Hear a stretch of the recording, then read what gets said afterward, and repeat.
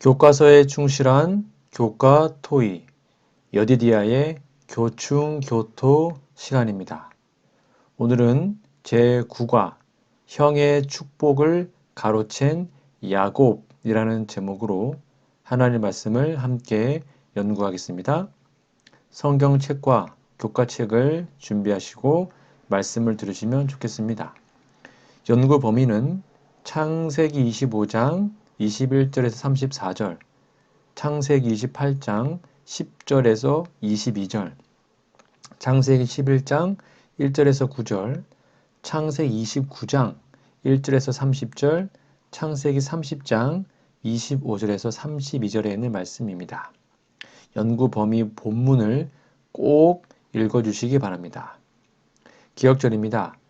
에서가 이르되 그의 이름을 야곱이라 함이 합당하지 아니하니까 그가 나를 속임이 이것이 두 번째니이다. 전에는 나의 장자의 명분을 빼앗고 이제는 내 복을 빼앗았나이다. 또 이르되 아버지께서 나를 위하여 빌 복을 남기지 아니하셨나이까? 창세기 27장 36절 말씀입니다. 기억절 노래 들으시고 이어서 말씀 연구를 진행하겠습니다. 이기 9과 에서가 이르되 그의 이름을 야곱이라 함이 합당하지 아니하니이까 그가 나를 속임이 이것이 두 번째니이다. 전에는 나의 장자의 명분을 빼앗고 이제는 내 복을 빼앗았나이다. 또 이르되 아버지께서 나를 위하여 빌 복을 남기지 아니하셨나이까. 창세기 27장 36절.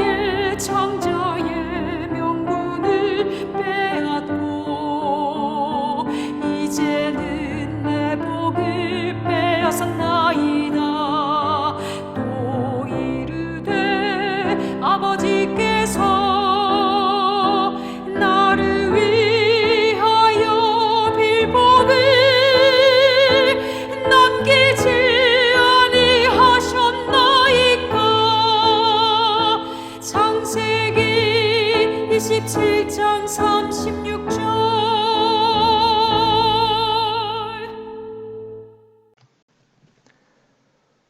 5월 22일 일요일입니다. 제목은 야곱과 에서. 교과서 질문해 보시면 창세기 25장 21절에서 34절을 읽고 야곱과 에서의 성격을 비교해 보라. 야곱의 어떤 점이 그로 하여금 이삭의 축복을 받게 했는가? 한번 답을 잘 읽어보시고 적어보시면 좋겠습니다. 에서는 거칠고 활동적이고 대범한 모습이었고 야곱은 세심하고 조용한 사람이었습니다. 옆에 있는 묵상 질문해 보시면 창세기 27장을 읽고 묵상해 보십시오. 야곱이 저지른 실수에서 우리가 배워야 할 교훈은 무엇입니까? 꼭 읽어보시고 여러분의 답을 한번 적어보세요. 우리는 하나님의 한 약속을 하나님께서 성취해 주시도록 기다리는 믿음으로 사는 것을 배울 필요가 있습니다. 우리는 현재의 상태를 가장 강하고 현실적으로 느끼고 챙깁니다. 왜냐하면 미래를 보는 눈이 없기 때문인데요. 말로는 인내하라고 말하지만 아브라함이나 야곱처럼 하나님을 믿는 믿음으로 하나님의 약속을 자기 계획과 행위로 이루려고 합니다. 그러면서 이것은 하나님의 약속이기 때문에 이렇게 노력할 때 하나님께서 이루도록 도우실 것이라고 말합니다. 자기가 주역이고 하나님은 도움일 뿐이죠. 이것이 많은 신자들의 현실입니다. 물론 저도 예외가 아니겠죠? 그런데 사탄은 이러한 틈을 파고듭니다. 오늘날 재림교인들의 사고방식이 이렇지 않을까요? 내가 할 수 있는 것은 최선을 다해 행할 때 하나님께서 잘 성취하도록 도우실 것이다. 물론 합리적이고 그럴듯한 말입니다. 이런 모든 말은 하나님을 도우미로 밀어내는 사상의 발로라고 생각합니다. 물론 그렇다고 아무것도 하지 않고 기다리고 있는 건 아닙니다. 기도는 의무를 대신하지 않아요. 그래서 아브라함이나 야곱이 하나님의 약속을 자기가 할 수 있는 한 최대한으로 성취하려고 하나님께서 하라고 하지 않은 것을 인간의 계획으로 하라고 했던 것입니다. 현실적이고 너무나 인간적인 모습이죠. 신앙은 이것을 뛰어넘는 것인데 쉽지가 않은 것 같습니다. 인간의 죄가 그렇게 끌고 가기 때문입니다. 약속이 성취될 동안 하나님께서 하라고 하신 것이 무엇인지 가르쳐 주시도록 기도하고 그것을 깨달았을 때 성령의 역사를 따라 힘을 다하여 수행할 것입니다. 하나님께서 하라고 하지 않은 것을 사람의 계획으로 하려는 정신을 벗겨주시고 오직 생명의 성령께서 이끄시는 대로 사라지도록 복 주시기를 순전한 마음으로 기도하시는 우리 모두가 되었으면 좋겠습니다. 일요일 예능신의 권면입니다. 속이는 일을 삼가야 함. 지금은 준비할 시간이다. 하나님의 이는 부정한 남녀 이만에는 결코 처지지 않을 것이다. 그것은 야망적이요 세상을 사랑하는 남녀의 이마에도 결코 처지지 않을 것이다. 그것은 거짓된 혀나 속이는 마음을 가진 남녀들 이마에는 결코 처지지 않을 것이다. 인을 받는 모든 사람은 하나님 앞에 흠이 없는 하늘의 후보자들이어야 한다. 교회 보내는 권면 334페이지에 있는 말씀입니다. 5월 23일 월요일입니다. 제목은 야곱의 사닥다리. 교과 질문입니다. 창세기 28장 10절에서 22절과 창세기 11장 1절에서 9절을 비교해 보라. 베델은 바벨과 어떻게 다른가? 바벨에서 일어난 사건과 베델에서 일어난 야곱의 경험에서 우리는 하나님과 맺어야 하는 관계에 대하여 어떤 교훈을 배울 수 있는가? 조금 길지만 꼭 비교해서 읽어보시면 좋겠습니다. 네, 바벨은 사람이 스스로 하늘로 가려고 높은 탑을 쌓았고 베델은 하나님께서 사람을 부르시려고 하늘에서 땅에 닿은 사다리를 놓았습니다. 우리는 하나님께서 내려오셔서 부르시는 부름에 응답할 하늘에 갈 수 있는 믿음을 얻게 되는 것이죠. 옆에 있는 묵상 질문입니다. 창세기 28장 22절을 다시 한번 읽어보십시오. 11조는 하나님께서 주신 모든 것에서부터 구별되었습니다. 11조에 관해 야곱이 한 말을 통해 우리가 11조에 대해 배워야 할 중요한 사실은 무엇일까요? 한번 답을 적어보시기 바랍니다. 11조는 자신을 비롯하여 주위의 모든 것이 창조주께서 주신 것임을 시인하는 믿음을 나타내는 표현입니다. 이것을 거절하는 것은 주인의 허락 없이 주인의 물건을 자기를 위하여 사용하는 도둑질이 되는 것입니다. 야곱의 사다리는 예수님 자신이라고 요한복음에서 친히 말씀하셨죠. 나다나엘에게 하신 말씀입니다. 요한복음 1장 50절을 한번 확인해 보세요. 야곱이 비록 형과 아버지를 속이고 도망하는 길이었으나 그가 모태에 있을 때 모친에게 하신 하나님의 말씀을 지키시는 하나님은 그를 베델에서 만나 주셨습니다. 거기서 그 약속이 이루어질 것이라고 다시 언약하신 것입니다. 야곱이 속임수를 썼지만 그것을 책망하는 대신 그에게 약속을 이루시겠다고 하셨죠. 인간의 구원은 자기 노력으로 되는 것이 아니라는 것을 다시 한번 깨닫게 하는 사건입니다. 그것은 전적으로 하나님이 하시는 일입니다. 사람은 그 약속을 믿고 굴복하는 것 외에는 할 일이 없어요. 우리의 구원도 마찬가지입니다. 우리가 잘못하는 것을 용납하시는 것은 아니지만 잘못한 것 때문에 예수님 안에서 주신 구원을 거두시는 것은 아닙니다. 잘못했음에도 불구하고 예수님을 믿고 회개할 때 구원은 여전히 유효한 것입니다. 그게 바로 은혜죠. 우리는 하나님의 은혜로 구원에 이릅니다. 그 은혜가 예수님으로 세상에 오셨고 십자가와 부활로 구원 사업을 성취하시고 하늘에 올라가셔서 성소에서 역사적으로 훗날에 출생하고 사는 사람들도 그 구원에 참여하도록 봉사하시죠. 사다리를 타고 천사들이 오르락 내리락 하면서 예수님을 믿는 사람들을 구원 열차에 싣고 하늘로 인도하는 것입니다. 이 놀라운 사닥다리를, 이 예수님을 여러분 진심으로 잘 믿기를 간절히 바랍니다. 월요일 예른신의 권면입니다. 하늘에 닿은 사닥다리. 우리 구주는 야곱이 본 사닥다리이며 그 밑바닥은 땅에 닿아 있고 맨 위는 가장 높은 하늘에 닿아 있다. 이것은 정해진 구원의 방법을 알려준다. 만일 우리 중 어떤 사람이 최종적으로 구원을 얻는다면 그것은 마치 사닥다리의 발판을 단단히 밟는 것처럼 예수님을 굳게 붙듦으로써 이루어질 것이다. 증언보감 2권 211페이지 말씀입니다. 5월 24일 화요일입니다. 제목은 속이는 자, 속임을 당하다.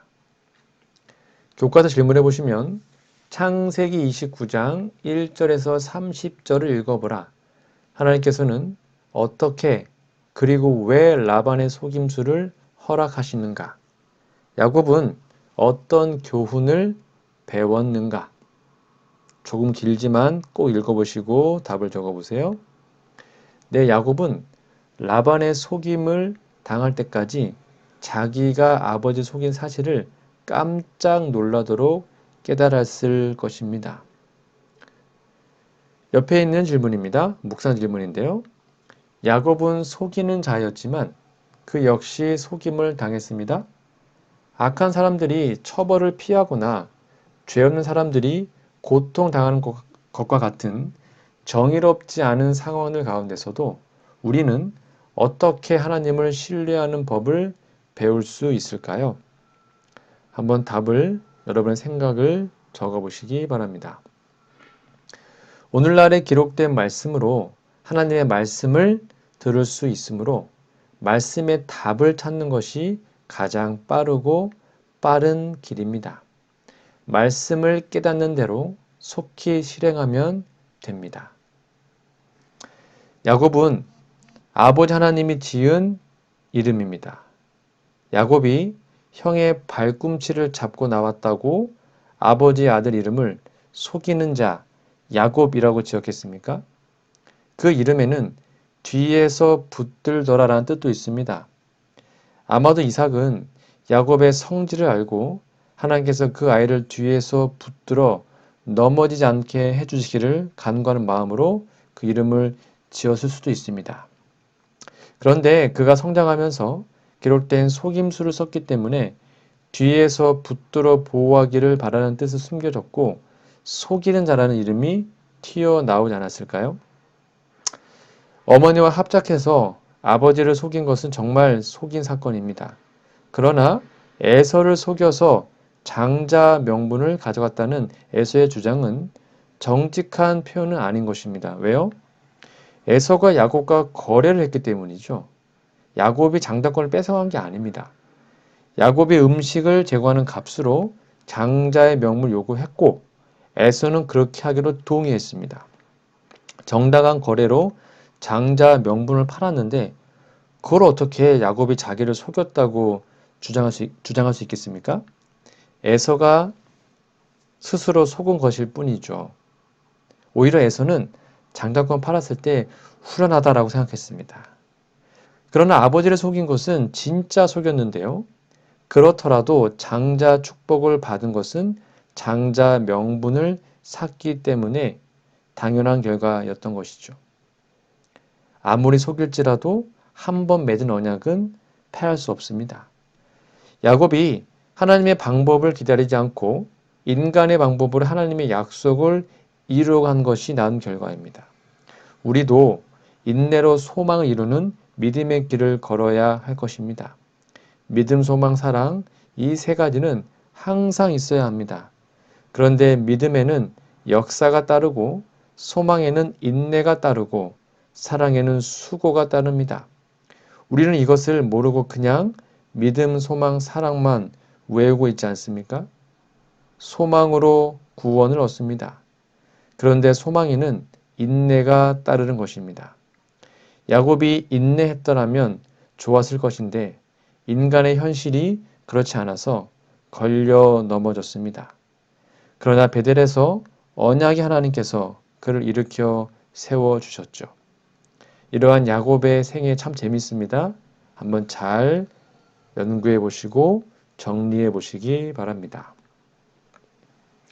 헤아릴 수 없는 보아, 화요일 예능신의 권면입니다. 신앙의 원칙이 지배하는 곳에는 큰 잘못을 저지를 위험이 적다. 왜냐하면 언제나 눈멀게 하고 속에는 이기심이 굴복되기 때문이다.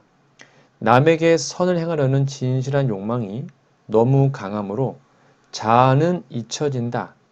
견고한 신앙적 원칙을 갖는 것은 그 가치를 헤아릴 수 없는 보아이다.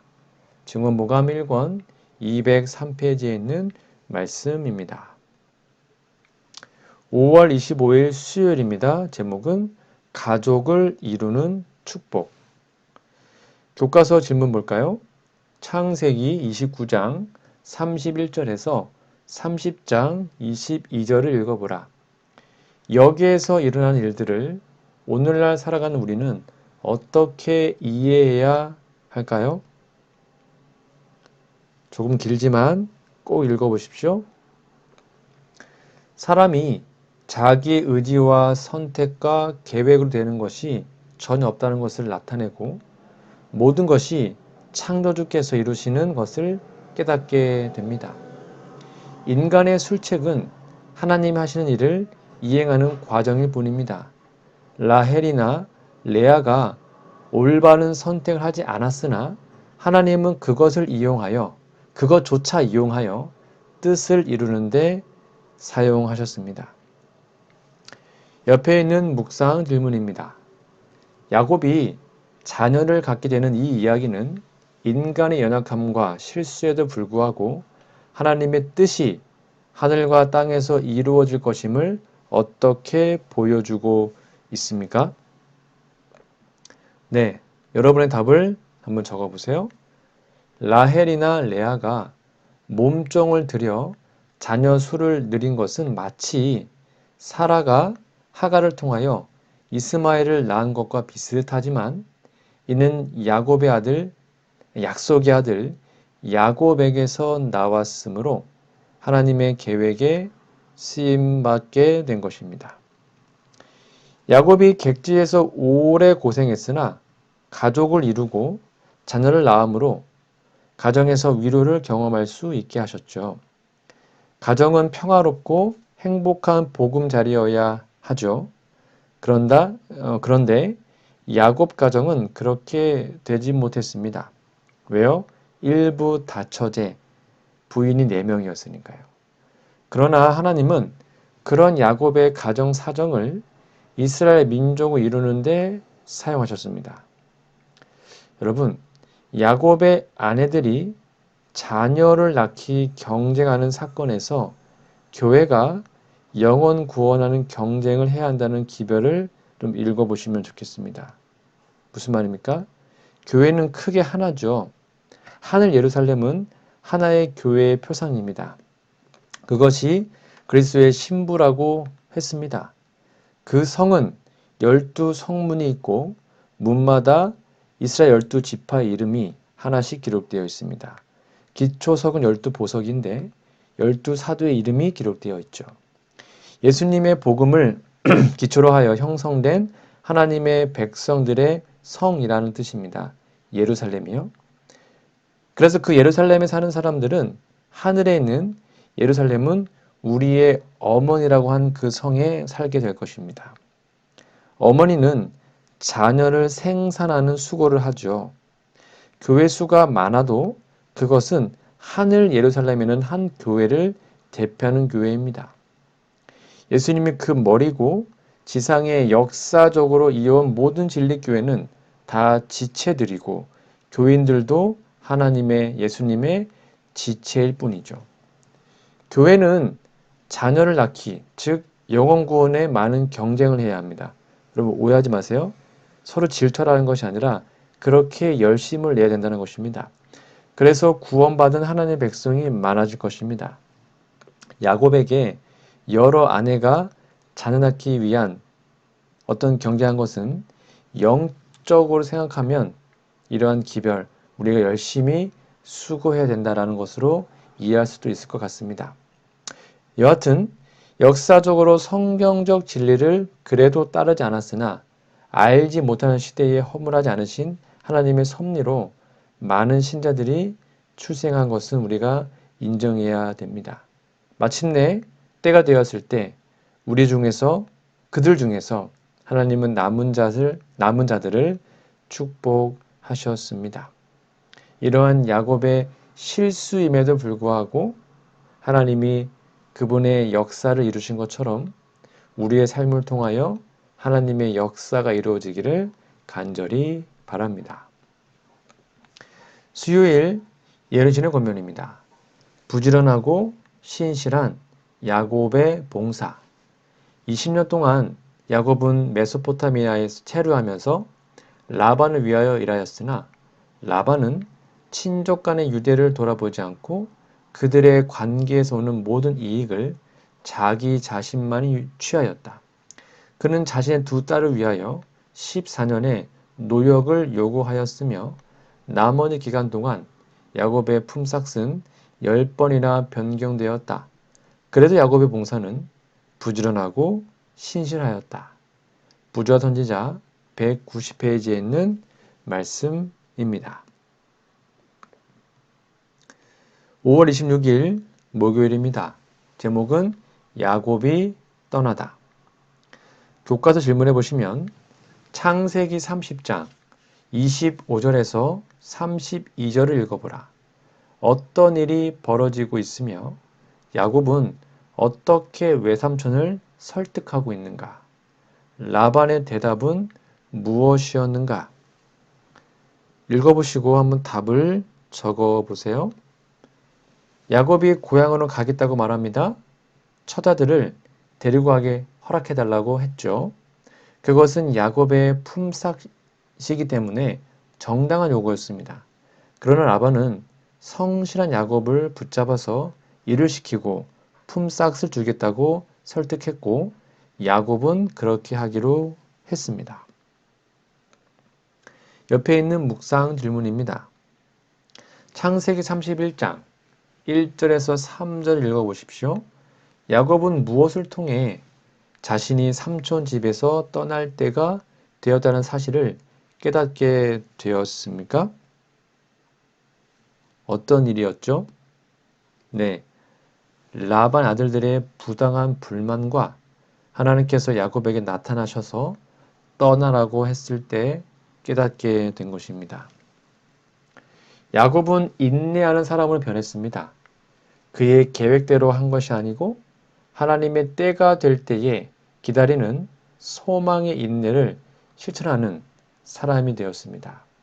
그가 라반에게 속으면서 그의 인생에 속인 모든 것이 자기에게 그대로 돌아오는 것을 깨달았고 하나님의 약속을 자기의 계획으로 이루어지는 것이 아니고 하나님의 때에 하나님께서 하나님의 방법으로 이루신다는 것을 깨달았죠. 그래서 그 때가 이르기까지 인내하면서 소망을 즐거움으로 성실하게 생활한 것을 볼 수 있습니다. 그렇게 변하는 것과 함께 가족이 형성되고 비록 올바르지 않게 첩들을 얻게 되었으나 그들을 통하여서도 하나님께서 이루실 방법이 있을 것을 믿은 것으로 보입니다. 때가 되었을 때 외부적인 신호가 왔죠. 라반의 아들들의 태도와 말을 퍼뜨리는 일로 깨달은 것 같습니다. 아, 이제 떠날 때가 됐구나.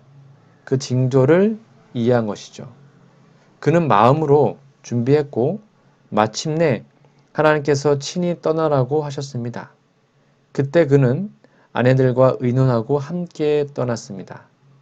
오늘날 우리는 주님이 다시 오실 때가 가깝다는 여러 징조를 봅니다.